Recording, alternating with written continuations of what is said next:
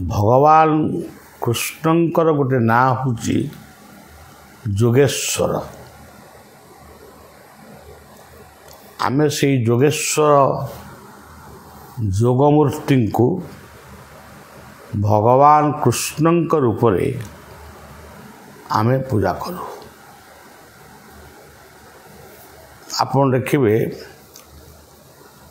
भगवान रामंकर मर्यादा पुरुषोत्तम रामंकर गोटे मूर्ति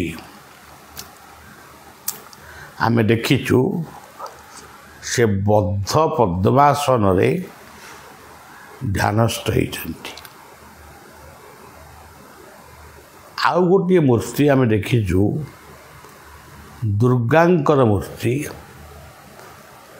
सी से महिषासुर मर्दन समयर कथा बोधे सी मध्य बद्ध पद्मासन रे बसिचन्ति। तापरे जिते जोगी ऋषि मुनि बा देवता मानकर मूर्ति आमे देखीजु। सबु मूर्ति रे तांकर स्वरूप होउची जोगमय। से माने जोगरे सब बेले अछंती। जोग होउची गोटे बड़ी शब्द। लुहा चुंबकर आकर्षण बड़ी जोग सहित जोगेश्वरंकर संपर्क अति निबिड़। जेमती लुहा बिना चुंबक बा चुंबक बिना लुहा परस्पर को आकर्षण करि पारे ना। सेही बड़ी प्रत्येक कथार तत्व होती जीए जहा पाई जन्म होइछि जहा पाई जो औषधर आवश्यक रही क्यों रोग पाई क्यों औषध से भली जोग होउछि एक महान औषध।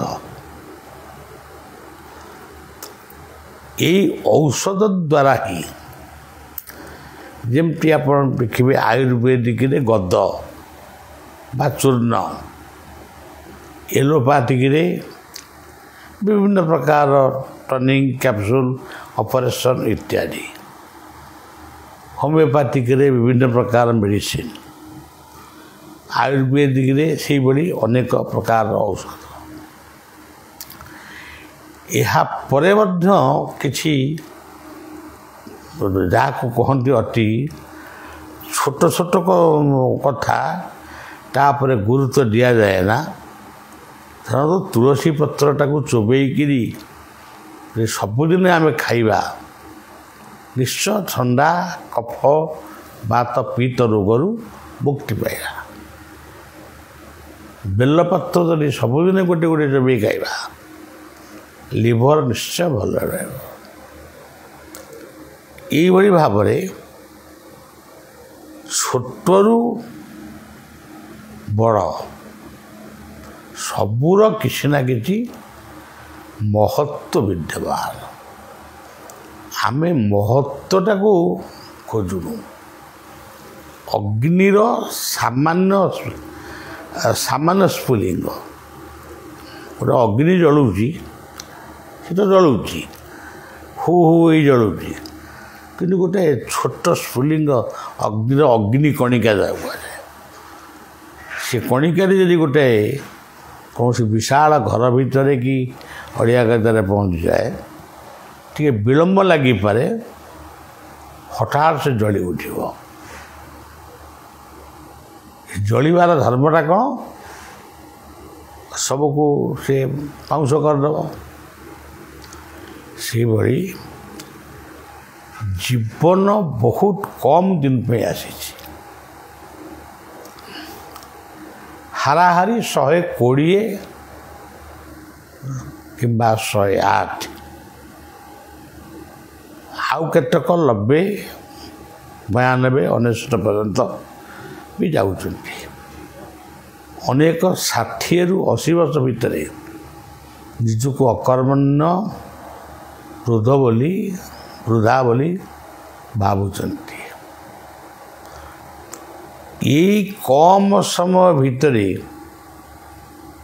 ଆମେ ଖାଇବୁ, ଶୋଇବୁ, ବୁଲିବୁ, ବନ୍ଧୁବାନ୍ଧବ ଘରକୁ ଯିବୁ, ତୀର୍ଥବ୍ରତ କରିବୁ, ସବୁ କଥା କରିବାରେ କିଛି ମନା ନାହିଁ। କିନ୍ତୁ ଗୋଟିଏ କଥା ଯଦି ସବୁଦିନେ କରିବେ, ନିର୍ଦ୍ଦିଷ୍ଟ ସମୟରେ କରିବେ, ତାହେଲେ ତାର ଫଳ ଟିକେ ବିଳମ୍ବରେ ନିଶ୍ଚୟ ଫଳିବ, ଏଟା ଗ୍ୟାରେଣ୍ଟି। ଆମେ 8 ଦିନ କରିବା, ପୁଣି 15 ଦିନ ଛାଡ଼ିଦେବା, ତାଦ୍ୱାରା ଯେମିତି ଔଷଧଟାକୁ ଆମେ ବାରମ୍ବାର ବ୍ୟବହାର ନ କଲେ ଯେମିତି ଔଷଧର ଗୋଟେ ପ୍ରତିକ୍ରିୟା ଯେମିତି ସୃଷ୍ଟି ହୁଏ, ସେଇଭଳି ଆମେ ଯଦି ବାରମ୍ବାର ଏଇସବୁ କଥାକୁ ଛାଡ଼ିବା ରଖିବା, ତାଦ୍ୱାରା ଆମେ ହିଁ ଅଡ଼ୁଆରେ ପଡ଼ିବା। ଗୋଟେ ମଣିଷ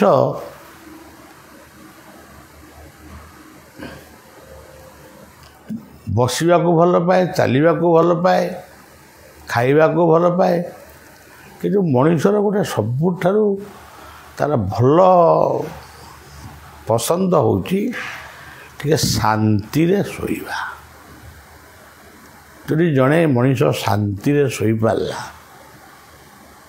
ତାହେଲେ ସେ କିଛି କାମ ନିଶ୍ଚୟ କରିବ। ଯୋଗ ମାର୍ଗରେ ସେଇଭଳି ଶବାସନ ନାମରେ ଏକ ଯୋଗାସନ ରହିଛି। ଶବାସନ ଯୋଗ ଗୁରୁମାନେ ଆପଣମାନଙ୍କୁ ଶିକ୍ଷା ଦେବେ। ଆପଣ ବହୁତ କ୍ଳାନ୍ତ, ବହୁତ ମାନସିକ ବ୍ୟସ୍ତତା ଭିତରେ ରହିଛନ୍ତି।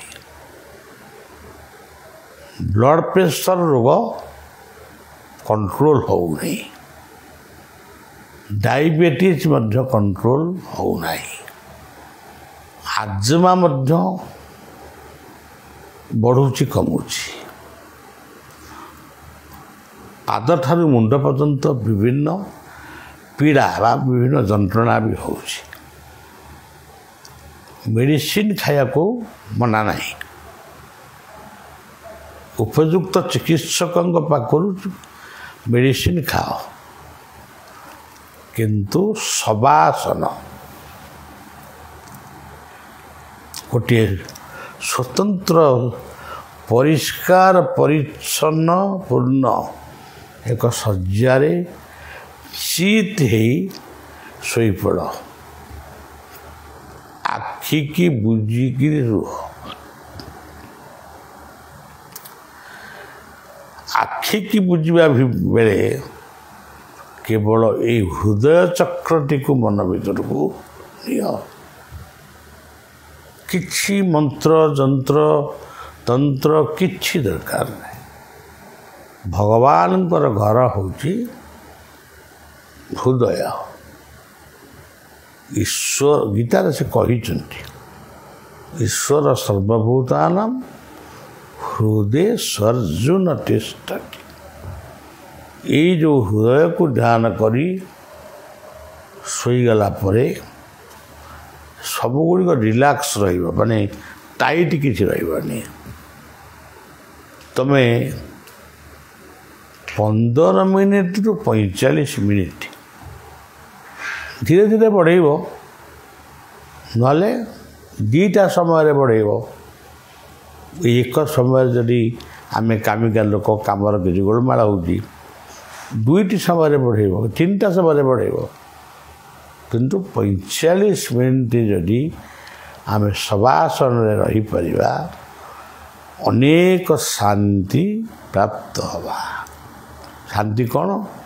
ମାନସିକ ଶାନ୍ତି, ଶାରୀରିକ ଶାନ୍ତି, परिवार रे शांति परिवार लोक मान देखिए जे माँ कि बापा कि भाई पूरे योगासन करुँच तेणु से आपे आपे नीरवता अवलंबन करेंगे सागे सागे हेनी किसी दिन समय ना पड़ो तेणु योग हूँ मनीषर जीवन योग ही जीवन मातृगर्भरु से योग मुद्रारु आसी जीवन यात्रा परिष्कार कथा मातृगर्भरु से जीवन पाई से जीवनटा मातृगर्भरु योग को सांगारे नहीं के आई नमस्ते नमस्ते भव विश्वमूर्ति नमस्ते नमस्ते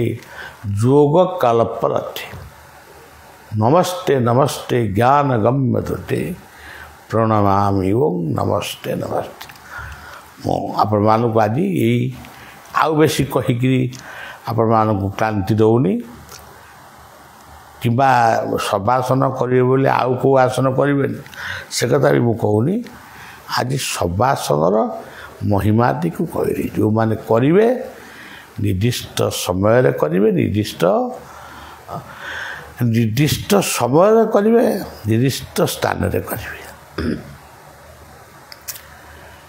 आप 45 मिनट नि 15 मिनट नि आगे 5 मिनट आरंभ करूँ किंतु या केतेबेले निष्फल हब नाही आउ ग्रीष्मतापर रक्षा पाइबापी निज निज बाड़ी बगीचारे गछटे लगातु आ पंचातु ये कही आज कथा विश्राम दूँ।